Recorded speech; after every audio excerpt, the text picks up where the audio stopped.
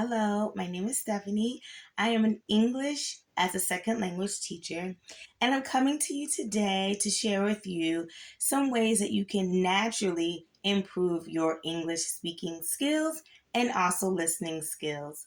One of the ways that you can do this is by watching TV or YouTube or watching movies. My suggestion would be that you start off, of course, with subtitles in your native language. And then, as you become a stronger English speaker and listener, I would challenge yourself to take off the subtitles, at least for maybe like 10 minutes, and see how well you do with comprehending the movie or television show that you're watching.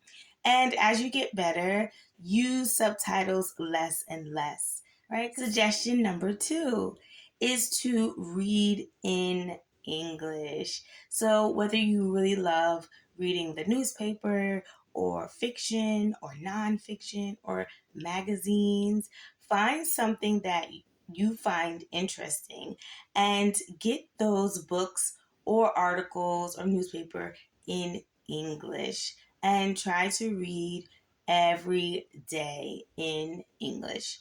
So it's important that you're finding something that you enjoy, that you want to learn about, or that you're already interested in.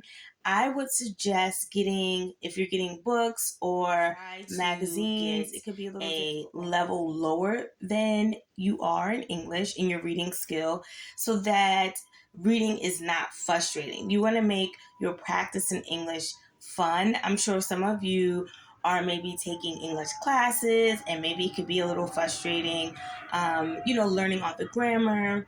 So you want to, in your meantime, in your pastime, when you are practicing your English, you want to try to make it as fun and interesting as possible. So reading a book that is lower, a little bit lower than your level, is going to help you with the practice. It's going to help your brain get used to looking at the English words. It's going to trick your brain into saying, like, this is the language that I know, this is the language that I'm supposed to know. So it's all about getting that practice in, right? The stuff that you do outside of your English class is really just to practice, to enforce what you are learning in class, and to make the connection between what you're doing in class and your real life. The third suggestion is to listen to music. How fun is that? How easy is that, right? So maybe on Saturdays when you are working out or you are cleaning your house, you put on some music that only uses English.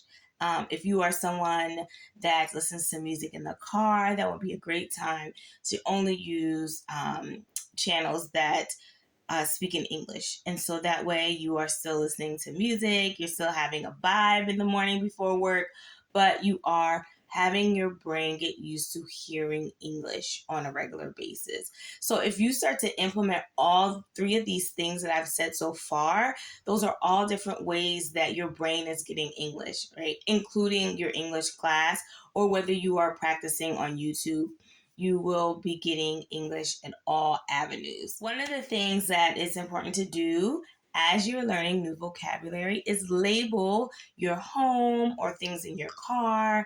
That is going to help you, like that will help you. So when you are in the house, you're constantly seeing these English words and you will be able to practice. The last suggestion, there are many suggestions, but the last suggestion I'm going to give you today is to speak in English. Whatever amount of English you know, practice speaking it. It does not have to be perfect, but you want to make sure that you're practicing English because you need to practice how the English words form in your mouth. So I've had students who are not native English speakers, and the most difficult part is forming the words, right? The sounds. And so it's good to know grammar, the basic grammar, but I am someone that believes that having their students practice listening, speaking, and say something in English. So the last suggestion that I have is to speak. Just speak as much as you know. When I lived in South Korea, I did not study Korean before I left, and I started to learn as I was there. And the little words that I knew, like my students were so excited to teach me words. I would write those words down.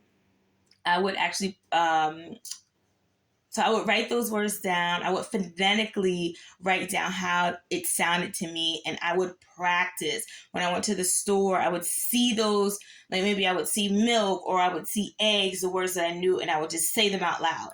I didn't care if I sounded crazy, right? So, I mean, you don't have to say it loudly, but say it out loud, right? The words that you do know. It doesn't matter if you have someone to speak to or not. You can start to practice these things on your own, right? So if you're in the grocery store, if you know 20 vocabulary words in English, when you see it, tomato, milk, I need eggs, I need bacon. So you're going to start to practice those. When you're at home, the words that you know, I need to use the restroom. I need to wash my hands in the sink. It doesn't matter. People think you're crazy. You are learning another language and you need to practice as much as you can. Now, so those are my 5 suggestions on how you naturally can improve your English speaking and listening skills. I hope that you enjoyed this video. I just want to say congratulations on deciding to learn English. I know you can do it. Take your time and have fun.